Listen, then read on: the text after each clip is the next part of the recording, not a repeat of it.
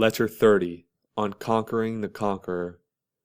I have beheld Aufidius Bassus, that noble man, shattered in health and wrestling with his years. But they already bear upon him so heavily that he cannot be raised up. Old age has settled down upon him with great, yes, with its entire weight. You know that his body was always delicate and sapless. For a long time he has kept it in hand, or, to speak more correctly, has kept it together. Of a sudden it has collapsed. Just as in a ship that springs a leak, you can always stop the first or the second fissure, but when many holes begin to open and let in water, the gaping hole cannot be saved. Similarly, in an old man's body, there is a certain limit up to which you can sustain and prop its weakness. But when it comes to resemble a decrepit building, when every joint begins to spread, and while one is being repaired another falls apart, then it is time for a man to look about him and consider how he may get out. But the mind of our friend Bassus is active. Philosophy bestows this boon upon us. It makes us joyful in the very sight of death, strong and brave no matter in what state the body may be, cheerful and never failing though the body fail us. A great pilot can sail even when his canvas is rent. If his ship be dismantled, he can yet put in trim what remains of her hull and hold her to course.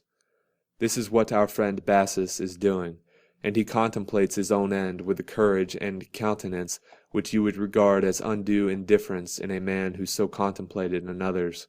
This is a great accomplishment, Lucilius, and one which needs long practice to learn, to depart calmly when the inevitable hour arrives. Other kinds of death contain an ingredient of hope. A disease comes to an end. A fire is quenched. Falling houses have set down in safety those whom they seemed certain to crush. The sea has cast ashore unharmed those whom it had engulfed by the same force through which it drew them down. The soldier has drawn back his sword from the very neck of his doomed foe. But those whom old age is leading away to death have nothing to hope for. Old age alone grants no reprieve. No ending, to be sure, is more painless, but there is none more lingering. Our friend Bassus seems to me to be attending his own funeral, and laying out his own body for burial, and living almost as if he had survived his own death, and bearing with wise resignation his grief at his own departure. For he talks freely about death, trying hard to persuade us that if this process contains any element of discomfort or of fear, it is the fault of the dying person and not of death itself. Also, that there is no more inconvenience at the actual moment than there is after it is over. And it is just as insane, he adds, for a man to fear what will not happen to him, as to fear what he will not feel if it does happen. Or does anyone imagine it to be possible that the agency by which feeling is removed can be itself felt? Therefore, says Bassus, death stands so far beyond all evil that it is beyond all fear of evils. I know that all this has often been said and should be often repeated, but neither when I read them were such precepts so effective with me, nor when I heard them from the lips of those who were at a safe distance from the fear of the things which they declared were not to be feared. But this old man had the greatest weight with me when he discussed death, and death was near. For I must tell you what I myself think. I hold that one is braver at the very moment of death than when one is approaching death. For death, when it stands near us, gives even to inexperienced men the courage not to seek to avoid the inevitable. So the gladiator, who throughout the fight has been no matter how faint-hearted, offers his throat to his opponent, and directs the wavering blade to the vital spot. But an end that is near at hand, and is bound to come, calls for tenacious courage of soul. This is a rarer thing, and none but the wise man can manifest it. Accordingly, I listened to Bassus with the deepest pleasure. He was casting his vote concerning death, and pointing out what sort of a thing it is when it is observed, so to speak, nearer at hand. I suppose that a man would have your confidence in a larger degree, and would have more weight with you, if he had come back to life and should declare from experience that there is no evil in death. And so, regarding the approach of death, those will tell you best what disquiet it brings who have stood in its path, who have seen it coming and have welcomed it. Bassus may be included among these men, and he had no wish to deceive us. He says that it is as foolish to fear death as to fear old age. for death follows old age precisely as old age follows youth. He who does not wish to die cannot have wished to live. For life is granted to us with the reservation that we shall die. To this end our path leads. Therefore, how foolish it is to fear it, since men simply await that which is sure, but fear only that which is uncertain. Death has its fixed rule, equitable and unavoidable. Who can complain when he is governed by terms which include everyone? The chief part of equity, however, is equality. But it is superfluous at the present time to plead nature's cause, for she wishes our laws to be identical with her own. She but resolves that which she has compounded, and compounds again that which she has resolved. Moreover, if it falls to the lot of any man to be set gently adrift by old age, not suddenly torn from life, but withdrawn bit by bit, oh, verily he should thank the gods, one and all, because, after he has had his fill, he is removed to a rest which is ordained for mankind, a rest that is welcome to the weary. You may observe certain men who crave death even more earnestly than others are wont to beg for life, and I do not know which men give us greater courage, those who call for death, or those who meet it cheerfully and tranquilly.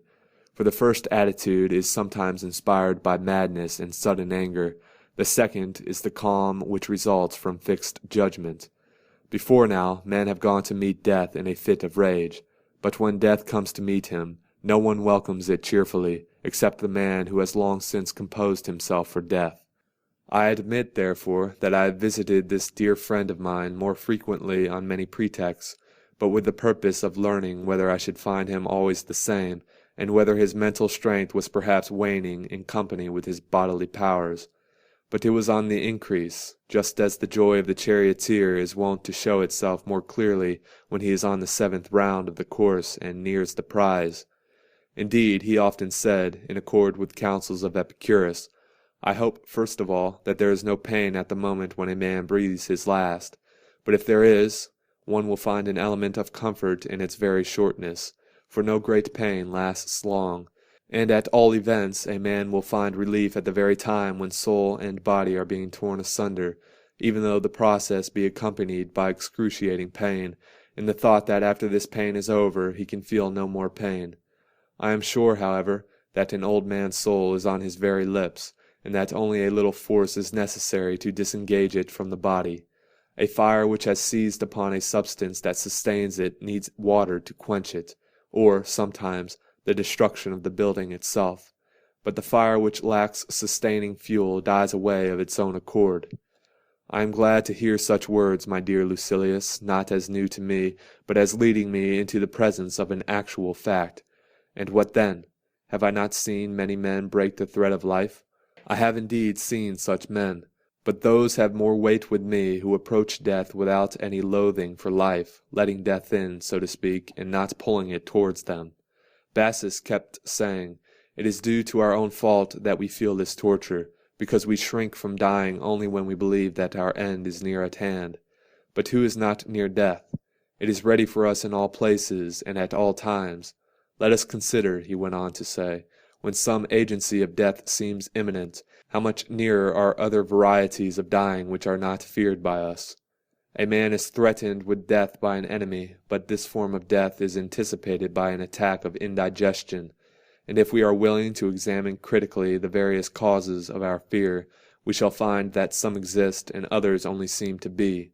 We do not fear death, we fear the thought of death, for death itself is always the same distance from us. Wherefore, if it is to be feared at all, it is to be feared always. For what season of our life is exempt from death? But what I really ought to fear is that you will hate this long letter worse than death itself, so I shall stop. Do you, however, always think on death in order that you may never fear it. Farewell.